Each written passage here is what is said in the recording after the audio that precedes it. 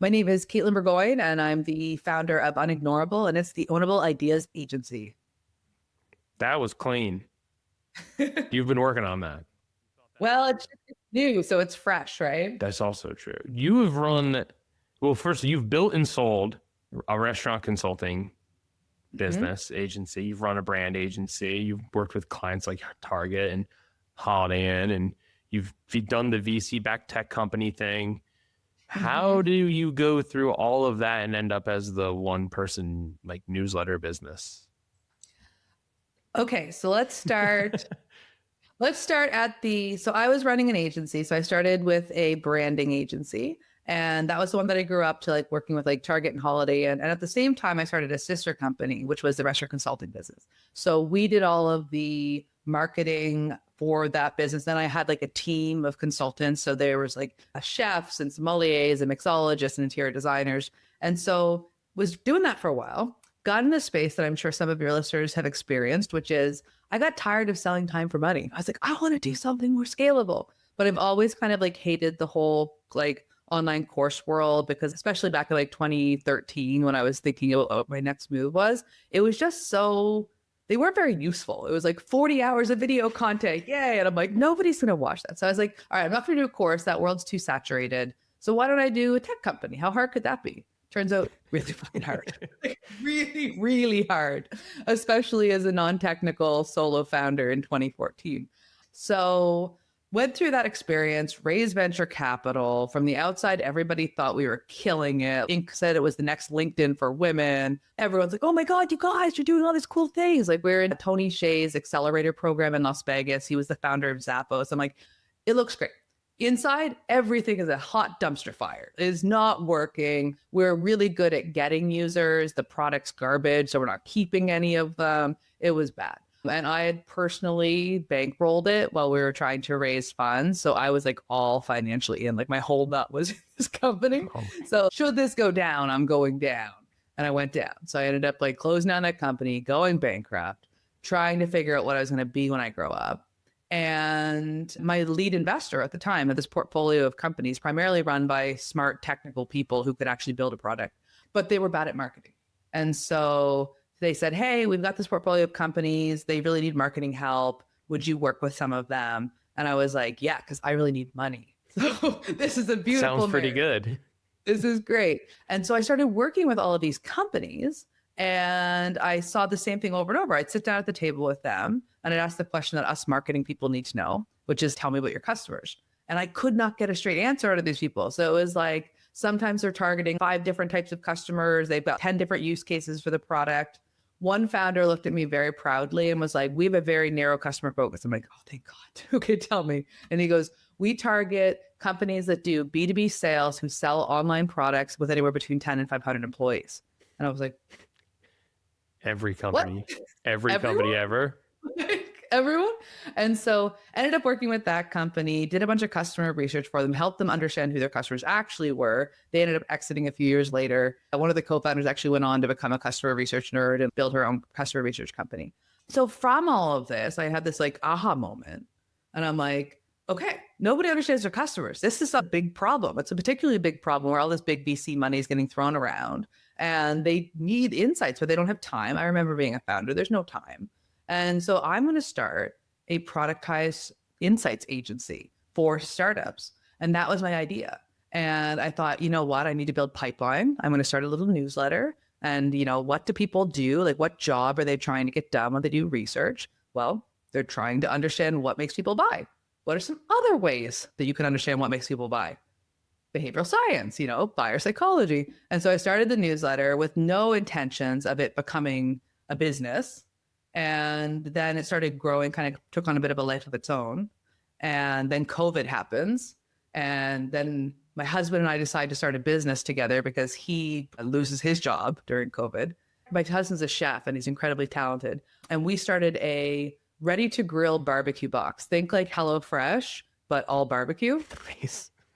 Sounds good. Great. It was great, except for the fact that, let me tell you, there's no margins in shipping fresh meat. It is an absolute nightmare. Or imagine how horrible, like, from a like the sales were great. Like we were killing it. We had, I remember doing a call with Shopify for our second launch, and they were like, you guys just did like $50,000 in like your second launch. And I was like, yeah. And we made no money. We lost money. The margins were gone. There was none. Right. And so doing that with my husband and making no money, I'm paying for all of our life with what's going on in my little side consulting business. And then we get pregnant. So we're like, oh, so we're going to have a char baby. The business was called Char Boys. So we joked that we were going to have a char baby. And so I'm like, this is not good because like we're going to have a baby and we have no reliable income except for my little consulting business. This thing's just hemorrhaging money. What are we going to do? And then brands started reaching out to me and being like, can we sponsor your newsletter? And I was like, what? We got like 10,000 readers. You care to get in front of 10,000 people and you're going to pay for that? And they would. And so I was like, oh, this is a lot better than the Productizing Insights agency. I should do this. So yeah, that's kind of like how we got into Why We Buy. And then my husband broke his neck. He had a fall. We had a 4-month-old. And then it was like, oh shit, like now pressure's really on. Because like, bye-bye barbecue business. I need to make this thing be our full thing. And that kind of brings us up to Why We Buy. I always tell people, and it's just like, it's a joke, but it's like not really a joke. You don't have to be crazy to do this work, but it helps. And it really sums up, I think, like all of this stuff that you've gone through and you're like, you just keep going. I think like at some point, I give you a ton of credit. At some point, someone's like, I'm just going to get a job. This is like so much. So there were moments like my husband's also an entrepreneur. He started the first like gourmet fish and chip place in Nova Scotia. It was a fish and chip bus, which at the time, this is back in 2008. So that wasn't a big thing yet in Nova Scotia. Grew it to be like three restaurants, was franchising it, had a horrible breakup with his business partner, got his heart broken. And so we're doing this business again together. And it's so clear that it's not going to work. It was everything he wanted to do. How do we get through this? And then him breaking his neck honestly became almost in some ways a good thing because it was like, you literally can't lift a 10-pound box. Our son was 10 pounds at that time. He was a newborn. Like you can't lift a 10-pound box to ship it. We can't do this business. And it forced him to look at some other options. But it was like, there was definitely a long period. I actually had when I talked to Erica, your partner, about a couple of years ago, I was like, there was a period where I was just so running on adrenaline where there was no way to stop. Okay. Gotta like figure out like how to make this all work. So then my husband ends up getting a job that is a travel job between Nova Scotia and Quebec, which is about an 11-hour drive. And so he takes this job and it's 3 weeks on, 3 weeks off. So when he's here, he's solid every day for 3 weeks at a time. We're back in Nova Scotia, he's off. So we basically, for a year and a half with an 18-month-old, are driving back and forth, no home base in Quebec. I'm solo parent mode basically the whole time we're there. That was probably like my biggest struggle, I'd say, as an entrepreneur. And after we decided to relocate and be here, and he moved to a more regular schedule where he has weekends off, that was the first time in probably 4 years where I was able to be like, oh, okay, I can breathe now. He did that shuttle 3 on, 3 off for 4 years? No, he did it for a year and a half. It was because of the 2 years previous to that, almost 3 years, where he'd been out of work and we were doing the barbecue business and he broke his neck. So that happened first. Then we moved into this next stage, which was like, okay, well, he's going to have an income, which is awesome, but he's not going to be around, which is not awesome. Yeah. Solo parenting is brutal. And then trying to run a business on top of it. And then his schedule being, that's brutal. It's like people don't realize what it takes to get to something that works really well for your life and makes you money and just stuff that you're happy doing. I'm sure you were like, you enjoyed a lot of the work that you've done along the way, but to do something that's like, great, we love it and it makes us money and we get to like have I hate the term lifestyle business, but it's like we get to have a lifestyle where you're around. We get to have a lifestyle where like we can both be present for the kid and do all this stuff. It just seems like people tend to only see that last part of the whole bit, which is why I appreciate you sharing. Like, it was probably not a ton of fun going through it. Looking back, you're like, well, yeah, we got here. I think it's almost a good thing because the thing that we're talking about now too, I mean, everything in hindsight, you can either look at it as something that happened to you or something that happened for you. But I look at it as something that happened for me because I wouldn't have found the business model that I found that actually got me through. You know, it was really great having newsletter sponsors. It was really great moving into the digital product sales world because at that point, I was lucky if I got to work 15 hours a week and I really had to make them count. And so it was like, how do I create the most value in a span and then also cover all of my family's costs? Because at that point, when I first started this stuff, my husband's neck was broken. Like he couldn't hold our son. So I was like, I need to figure out a model. I was so pumped for the insights agency, but that was a very time for money thing. I was the one doing the interviews. And I was like, I need to find a model that works if I can only work 15 hours a week, because some weeks that's all I can. Yeah. Well, you said that the courses were saturated years before you started launching courses, which is funny because it was like it's significantly more saturated now than it's ever been. And to think like, people think it's passive income, but like you hustle your ass off creating a ton of content and writing newsletters like that go out several times a week. That's not passive. There is an immense amount of work that goes into this. I don't think most people realize. People tell me like, well, I'll just make a course. I'm like, and how do you think people get that thing? I talk everyone out of courses. And I've actually always been I've been anti-courses, and I didn't create my first true course until AI came along. The first two products I had were like PDF-based systems, but there was like maybe a 30-minute video because I was like, I want somebody to be able to get this thing and be able to use it right away. And then when AI came around, because I remember being on Nathan Barry's podcast back in 2021, and I was like, nobody fucking wants to do a course. The only reason somebody does a course is they want to get an outcome. And yet people think that the value that they're creating in their course is giving them more content. Nobody wants your content. They want to get to the outcome. So how do you take something that you could explain in this long meandering kind of webinar over a 6-hour span and condense that down to a 30-minute video and a workbook and a tool, like maybe a GPT or something that gets them that outcome?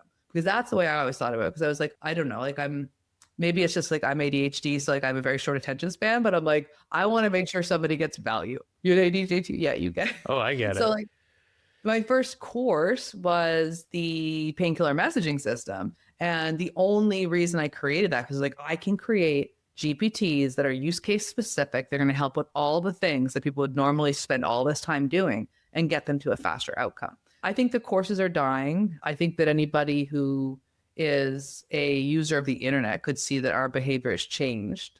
And so I think that more and more people like they've always wanted to get the outcome. Now there's a tool that will give us an outcome, whether it's good or not is another question.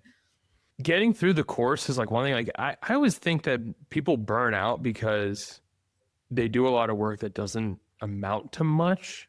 And so I think I've seen a lot of people burn out on courses because even if they sell a lot of the courses, no one takes them, or few people really like take them and get the thing out of it that you as the person creating it, you really hope they get. And that weighs on people. And I think it takes a bigger toll than we're willing to admit about being in that business. So like to your point, it's how do we create an impact for people? How do we create a thing that gets them the outcome that they want? And it's much harder than we realize it is. Like Erica and I did Full Stack, and that was a group program. We tried making it self-paced. It's just a slog. I was like, I can't do it anymore.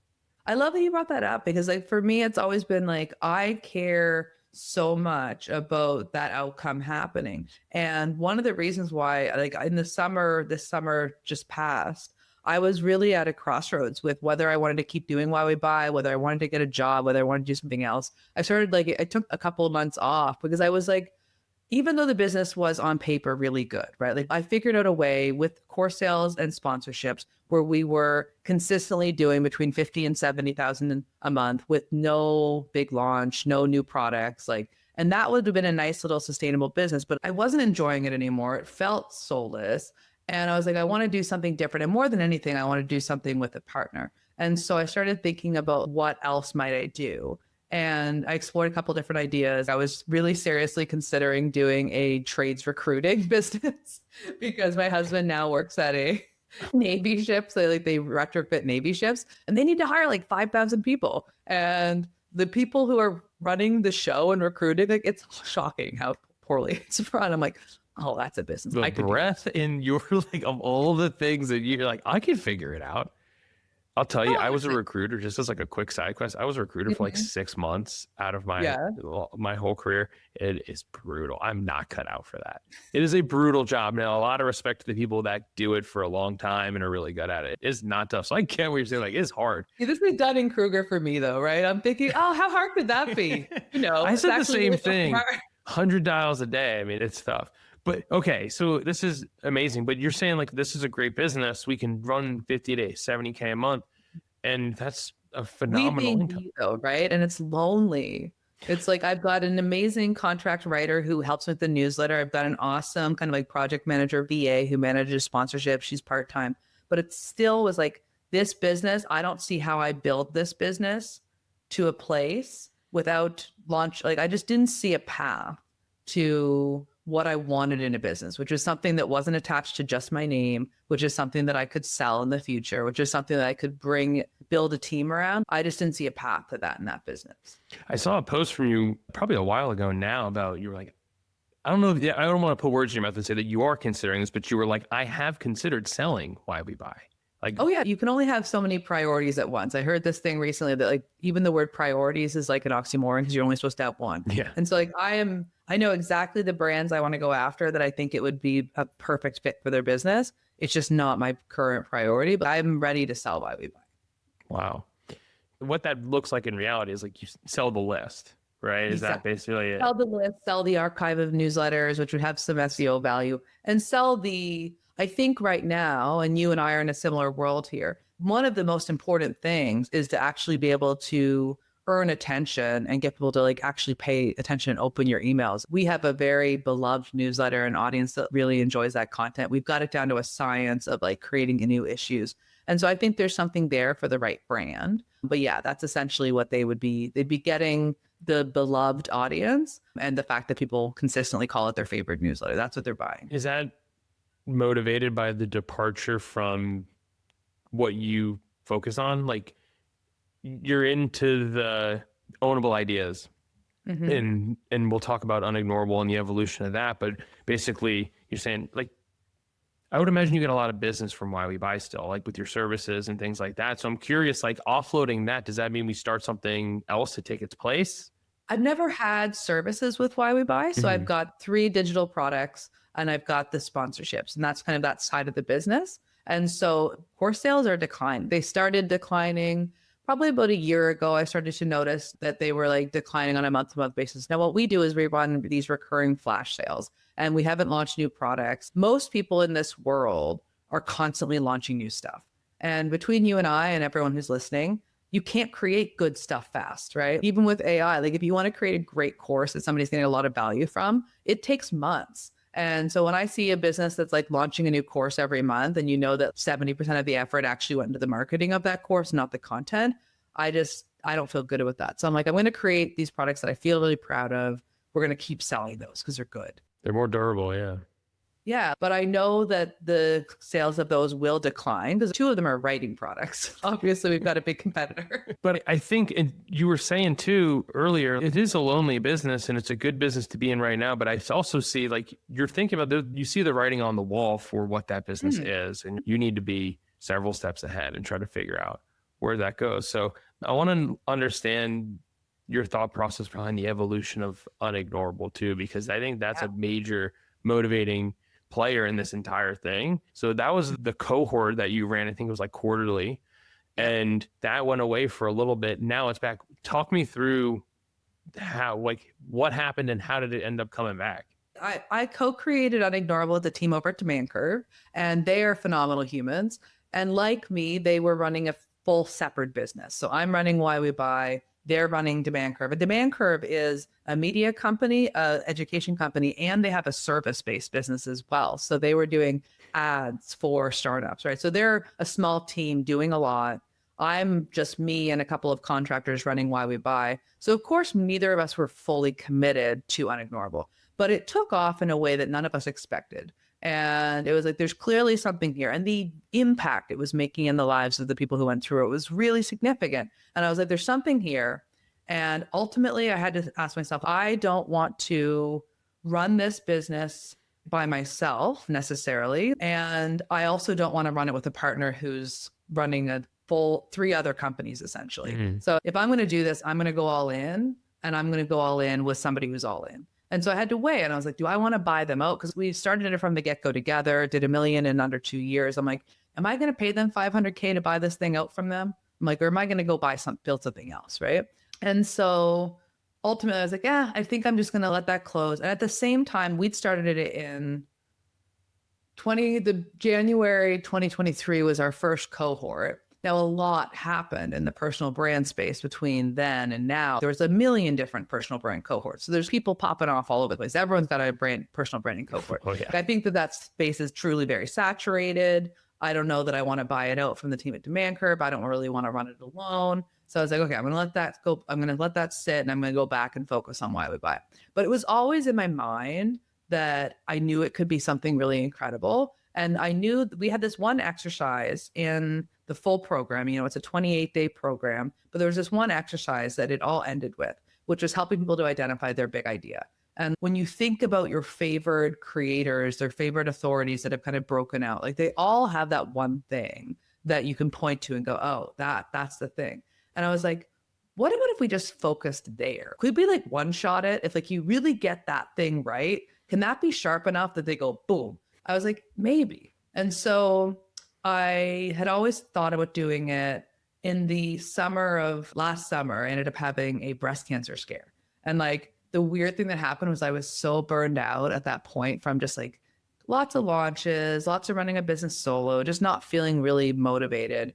And the first thought in my mind when I discovered that I might have breast cancer was, oh, good, I can take a break. And I was like, oh, that's not a good response. What does that say about where I'm at right now? That's a little bit of a weird response. So I was like, clearly, I need to consider where I'm at. If that's my first thought, I got a problem. So I spent 2 months off in the summer just trying to figure out what I wanted to do. And the thing that became clearer to me than anything else was like, I don't really care what I do. I feel like I can kind of do anything well. That's not from a place of arrogance, from a place of I will work my ass off till I do it well. I just want to do it with somebody else. I just don't want to do it alone. So a good friend of mine who's actually has been a designer, she designed my original app. She designed the customer camp branding, the why we buy branding. Her name's Sarah Hart, and she's amazing. So I started talking to Sarah. I'm like, what if we did UNIGNORABLE together? What if we worked with entrepreneurs, helped them figure out like their positioning and their ownable idea, and like you did the visual brand, and we could do that together? And she was like, fuck yes. So we were going to do this together. We're stoked. And I fly out to Nova Scotia to meet her, and we're talking about what this looks like. And a few weeks later, she finds out she's pregnant with her second baby. And she was like, this is going to put a wrench in things. So in 9 months, I'm going to take a year off. And she already has a toddler at home. And she's like, so I'm like, that's a reality. Yeah, I don't think we can get enough done in 9 months that it makes sense for this to be the year off part. I think is the thing. Like, good for her for taking that much time off to be with her. We're Canadian. Everyone does that here. Oh, well, I guess I mean, in Canada, a lot of people take 18 months. In Quebec, it's like weird not to take 18 months. Really? I didn't know that. I mean, I knew you guys took a lot of time off, but like that's good. I like that idea. I mean, I'd say my wife works for our boys and she has no time. It's no time off, really, is what it is. But it's the hardest friggin' job. Any parent knows it. Yeah, it's brutal. These kids are lunatics. How many do you have? I have 2 and 1 on the way. So congratulations. So we'll have 3 boys. Thank you. I'll have 3 boys, which is going to be, we're going to have to like get really good at drywall repair soon for sure. Okay. So Sarah is on maternity leave and you're left holding the bag with UNIGNORABLE. So. And at this point though, I've also mentally committed to it. I believe, and you ask from a strategic perspective, I believe that a few things are happening in concert and we can all feel them. And that is that expertise is getting commoditized in like an extremely rapid clip. And it's not that people being really good at something doesn't matter anymore. It's that people need to understand what good looks like. Because ultimately, if you don't have expertise in something and you go ask chat to produce whatever for you, you don't know why it's garbage. And so the entrepreneurs who are going to be the most successful are the ones who are willing to think in public, show what good looks like, be differentiated in a way that's meaningful. And that's going to be how they thrive when I think a lot of folks are going to struggle. I also think that personal brand has never been more important because people are not going to know what's real and what's not because of AI, right? So it's like they're going to want to connect and latch onto people. So I think with all of these things coming in concert, I think that owning your story as an individual and being the kind of the face of your company is never going to be more important. And it's particularly important for expert entrepreneurs who basically they sell their thinking anyway, right? I just think this is going to be the most critical thing. And I would rather go all in and create a big impact in this space than try to figure out what to do with why I would buy. Because I thought maybe I could do like a conversion rate optimization agency. I'm like, yeah. And the other thing that I'm excited about, and I know that you're nerdy with this stuff too, is like I would have never done a service-based business again. I'd run agencies. There was a reason why I stopped. But I think with AI, there's ways to create a massive amount of leverage. And so I'm really excited about what that looks like. And so if I was ever going to do a service-based business, I think there's an opportunity to have high margins, deliver amazing work, and do it in a way that actually scales. And that's new. Like that wasn't a thing 5 years ago. Yeah, we're seeing like the 3-person, $3 million micro agency, like, and it's not even to say 3 full-time people in a lot of cases. It's usually like the main person, the founder, and like 2 or 3 contractors. And we've seen that hit 3 million several times now. The question is like when we say scale too, when's enough, right? Like at what point should we stop trying to grow into oblivion? Because we're all greedy in a lot of ways, and knowing when you're like, time greedy though. Like I want more time. I totally agree with that. I love seeing you do a service. I was always wondering why you didn't do services because I felt like I don't know, I come from the agency life and I always see the courses and I'm like, this is a straight traffic play versus relationships play. And I believe that the services, I mean, the absolute profit on them is obviously thousands of times higher than when you sell something for like $100 and you need hundreds of people to buy that thing. So I'm happy to see you in services in this way because I believe that there's way more value you can create for people and the impact can be significantly higher. The satisfaction in the job done and the life that you have. I personally believe that it's a much easier way to hit like the 50 to 70K a month, even just with 1 or 2 contractors and not taking on every client in the world.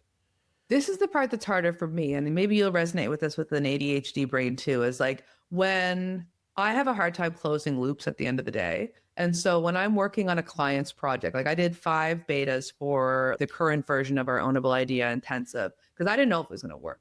But until I had figured out their thing, my brain did not stop thinking about it. And I just get so distracted and I'm not present. And that's part of why services was always hard for me because I really struggle to close that loop. And that's something now that I'm aware that if I go back into this, I need to figure out how to deal with that because otherwise I burn out because like I'm just like constantly like threading and thinking. I'm like, what is it? What is it? And then like you get that shower thought. You know how that you're going to spend this amount of time in front of a computer working on your client's stuff, but ultimately it's so many more hours because of the thinking, right? Right. Yeah. And then you're sitting down hanging with your kid or something and your brain is, you're somewhere else. Like that is when things get a little tough. But I will say that like the idea that you're fully responsible, that's all to help them to create their ownable idea for them.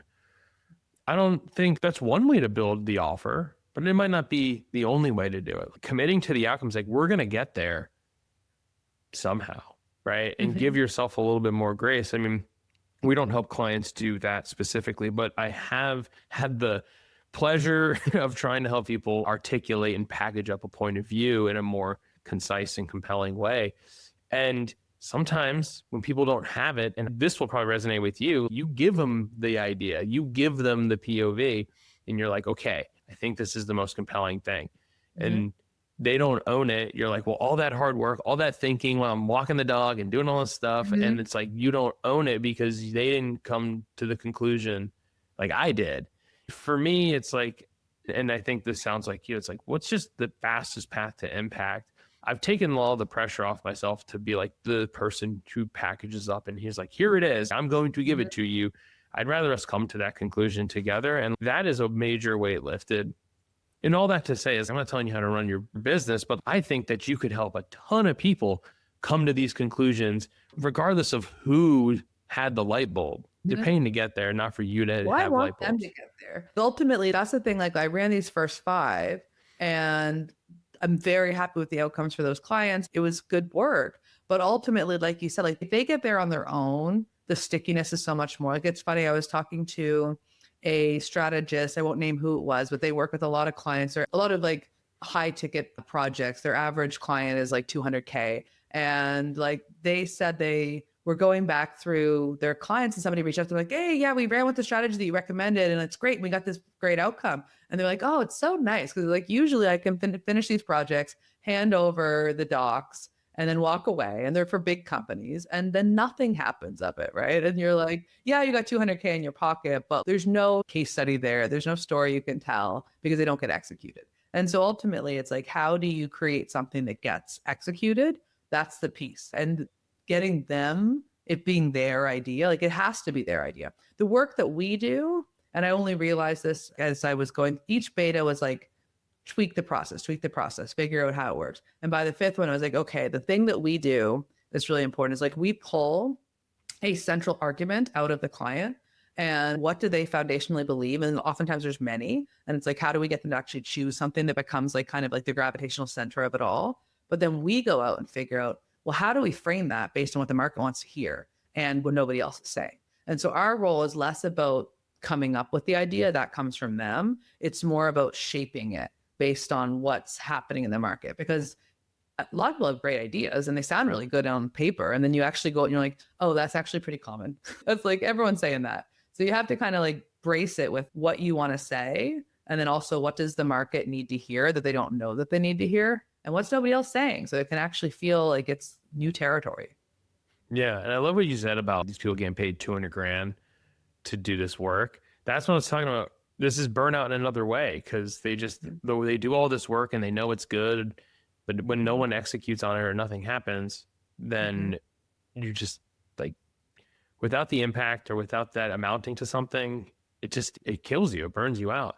And I'm curious if your thoughts on this is that everyone thought that strategy was like the service. They were like, do the strategy, it's worth more, do the strategy. And everyone convinced themselves of this and they all do the strategy. And I'm finding it's like the execution is actually worth a lot more now because for these reasons. And we've had plenty of clients tell us that like, when you look at impact on your client base or looking back, they go like, there's like 2 companies that have done it that are capable of executing. Yeah. Well, that's why we build out the second part of it is we help you to find it and shape it. And then we help you to activate and share it. So we build out systems for our clients to actually create content more efficiently. Because for me, it's like, if you just have this beautiful document and we're all excited and we walk away kumbaya and you don't actually create the right content that actually shares this message and you do it consistently, a big part of what we do is hand holding, this in accountability. And people ask for that. They know that they need that. And so the activation of like, we do their profile makeovers, we help them come up with their content strategy, like all of that has to happen. I don't actually want to do that. Ultimately, I have this thing I'm kind of obsessed with. Are you familiar with Jobs to Be Done? Yes. Okay, so like Bob Moesta, one of the co-creators of Jobs to Be Done, also the nicest human on the planet. I was listening to his podcast a couple of years back, and he talked about when it comes to products, you can think of products as mustards and sandwiches. A mustard is like a component of a job to be done. Like it does this very specific thing, and it's a component, and you can sell that. And then the sandwich does like the whole job. And I think that what happens with a lot of service-based businesses and tech products, to be honest, is that they end up trying to be sandwich shops because they're like, everybody needs all these pieces. That's the only way they're going to get the outcome. But you can't do all the things really, really well. So I think it's really important to be like, where do we want to be the world class? And where are we okay with referring to other folks, right? Okay, you're done with me, go to her. And that's why like you and Erica used to have that back and forth, right? They'd work with you and then they need her and vice versa. And so I think you have to determine what can we actually do and be world class at it. And I think about what we're doing with Unignorable. The big trend is that people come to me because they're looking for a bridge message. They need something that's going to help them to continue to get clients now for the business they're running and also be a launch pad for this bigger vision that they have, right? So the question becomes, do I help them build that bigger vision? But I don't think I want to. I want to be mustard. I want to be right over here doing this thing really, really well. And then I can refer out to folks like yourself who are like offer geniuses. So I think that not enough folks are willing to own something and just become really good at it. I don't think enough people are willing to own anything. True. Like just the same thing that we're talking about with these POVs and these ideas. I've noticed that when you ask somebody the question, like, what do? You're going to get a different answer every time, right? What do you, when you look at their content, they believe something new every day. And there's a part of it that's like trying to make some noise and listen for signal, which makes a lot of sense. But then there's a lot of it that you're like you can't gain any traction because we're all over the place. We're all over the place with no one knows what to come to you for, right? To your whole thesis. So what's the shape of the ownable ideas service and the unignorable now? Is it a productized service that you're trying to build here? It is. So the current offer that I'm building out first. So as I go through this, I'm like codifying everything we do because ultimately I don't want to be the one that's doing this work long term. Within 6 months, if I'm still the one that's actually like doing all of the workshops and writing all of the docs, that means that I did something wrong, at least for me, because that's not where I want. Like I want to be basically creating the demand for this. And I love product. Like my favorite thing is actually product, which is weird. But for me to be able to like think about like the customer experience and build out all of the elements that bring that together, like that's where I love spending my time. So, but what we do right now is a service where we work with clients and basically help them to first, we extract the thing in their head that we think that has a lot of potential, go out and do a bunch of market research, figure out what else is being said, like what are kind of the macro trends that are happening, like how do we take advantage of that? Then we come back and we basically come to them and we're like, let's shape this up into what could be your central argument that becomes the thing we build from. And we give them a couple different options, showing them like what the direction is. An ownable idea, the way that like it's still so fresh that the language around it for me will probably evolve. But like I see it sitting at the intersection of like positioning, messaging, and personal brand. Because my belief system is that most expert entrepreneurs who sell their thinking will not just have one product. So rather than starting with the product and figuring out messaging for the product, I start with the entrepreneur and I think a founder down approach where their message comes first. And that gives them capacity to be able to build this thing, whether that be their agency. Also, maybe they want to write a book. Maybe they want to do a speaking tour. Most of the people that I'm working with, they have aspirations of having multiple kind of thought leadership modes of revenue. So I'm thinking about how do I give them a launch pad that gets them that? But yeah, then we help them like figure out their narrative, write their messaging doc, and then help putting it out into the world. And we don't do a long-term content engagement. Ours is more of a short-term thing, but we give them tools that make it easy for them to continue going long-term. Or if they do want to work with a ghostwriter or something, they have these tools that the ghostwriter can leverage. It just creates a lot of value. So it's a 3-month engagement. And like our current offer is priced at like 20K. And I suspect that eventually I'll have more of an entry-level offer that is kind of a valuable component of that then if people want to continue on to the one-on-one. I do think like one thesis that I'm kind of like building this around is I think it's impossible to figure this out on your own in a real good way. I think that we are just too mired in our own shit. And particularly for somebody who's like the sole founder of their business, they don't have anyone to bounce off of. Like they need that external point of view. And I think that although I would like to be able to create a course or a cohort or something, I think you need the one-on-one. I think it's really important. The one-on-one is like where the magic happens though. You need a thought sparring partner. You need someone like to get to the part to aerate the idea and say, is this good? Is this anything? To have someone that you trust to share these ideas with and to work through them to keep and combine and kill these different things. That is like invaluable. We had someone sign on with us the other day and he was like, I love building stuff with Claude Code and doing all that stuff, but this, I need humans. And I was like, that feels good. And I totally agree with what you're saying. Like you need a human for this. I think the 3 months, people try to condense it. And there's a lot of people that try to cram it into like a week or a month. I think the 3 months is enough time to really work out the ideas and shape it and not feel like you're just trying to get to done. It's interesting. You talk about getting out of the work. So is the goal to train other people on your system to get them to run it, like be the coach basically? Essentially, yeah. Initially, when I started thinking about this, I started collaborating with my friend Pete. and ran into a similar challenge that I had with the main group, which is like Pete is running like 4 other businesses. Oh no. He is like one of those like incredible serial entrepreneurs, and he has a huge capacity to take on a lot. But it was ultimately, again, I'm like, if I'm going all in, I want somebody else who's all in. But I started working with Pete, and our original vision was like, how can we build this thing out where some people that I really like admire for their approach, and you and Eric are similar to this, but I really admire the way that Anthony and Rob have built their business, because they're thinking about every edge case. They're thinking about all of the nuance. And essentially what they're building in the back end is probably something that gets them to a high quality first bet. It still needs a human. It still needs that. But I think that there's an element of, if you can really crystallize the thinking and the approach, and you run enough iterations to do that, I think there's a place where I can step back and they'll still get an amazing experience with my team. And whether that be people who come from a product marketing background, that's probably who they're going to be. Because I think of what we do as essentially product marketing for people. Well, I like that. I love Anthony and Rob's approach. And when I had Anthony on, he broke it all down. It was like, the fact that they're able to run the volume that they're running too also makes a massive difference for them to really evolve the thinking. And then he actually made a comment as we had him on the How Solo Scale show. We had both of them on, and they made a comment that I think it's something that I'm actively struggling with, and something I think you might run into as you try to get other people involved, which basically he was like, Anthony said, I used to watch Rob take people through these workshops, and then I would be slacking him in the back. I'm like, I have no idea the logic that you use to get from A to B. And he's like, and we have to, in order to get other people to run this play, so we need to make the logic easy. Like we have to package up the thinking. That totally resonates with me, because there's like the black magic that is the work that you do in a lot of ways. And you're like, how do I get someone else to understand this? What context would they need? What experiences would they need in order to get somebody there?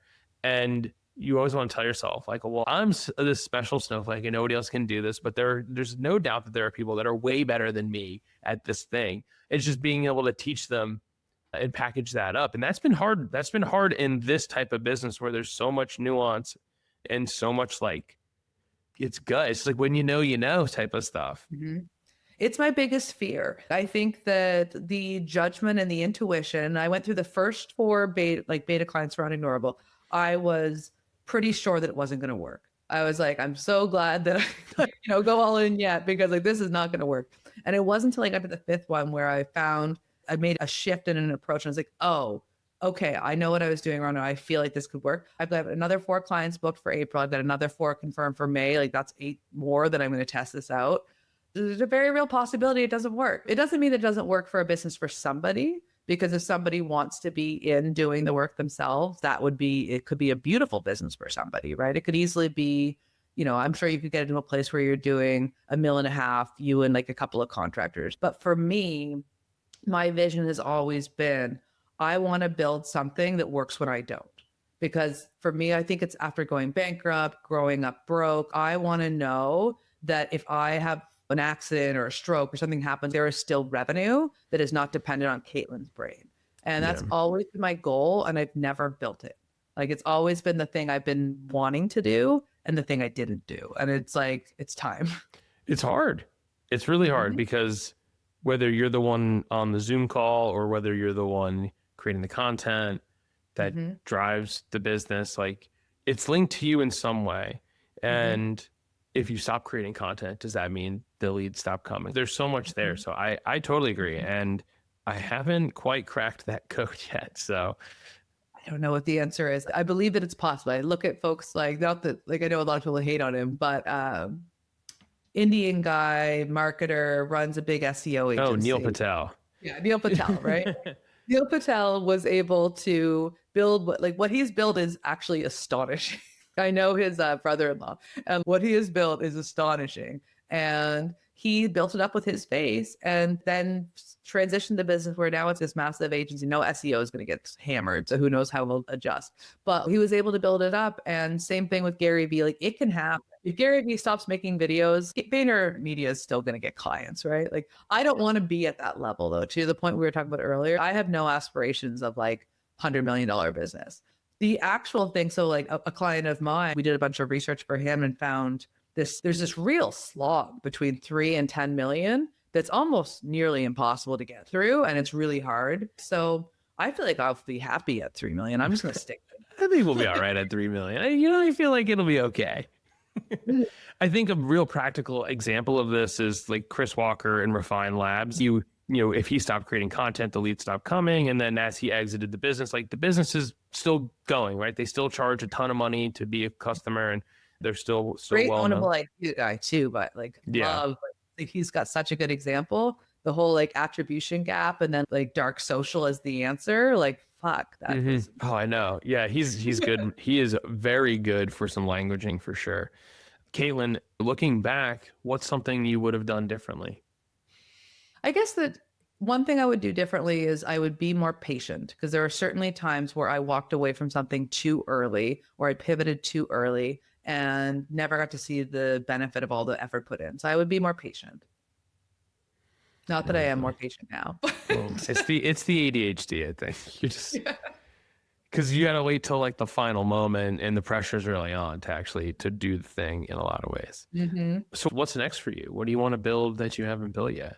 Yeah, I want to see if Unignorable can be codified in the way that I hope. And I'm collaborating with somebody who might be a potential partner. For me, my big priorities are I want to find a partner. So I'm probably going to put it like a dating ad on LinkedIn at some point if this other collaboration doesn't work out. For me, that's my priority because I just want to build something with someone. So that's my goal. And I'd like to find that person early enough when they can come in and help really shape what's being built, not after I've built this thing and then they just get plopped into it. I'd rather us build it together. Yeah, because then it's like, are they an employee? Are they a founder? Exactly. Like, what's that feel like? Katelyn, thank you for coming on and sharing your story with me. I know more people will feel seen because of it, so I appreciate it. Oh, thank you for having me.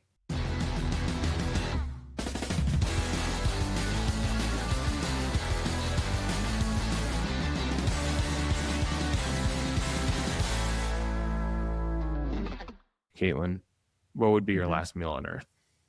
Ooh, that is hard. Okay, so I'm going to go pizza. This is a different question than I usually get asked. Usually it's like if you could only eat one thing when you're on an island, and I'm like, pizza, because you get all the things. I'm going to go pizza. Yeah.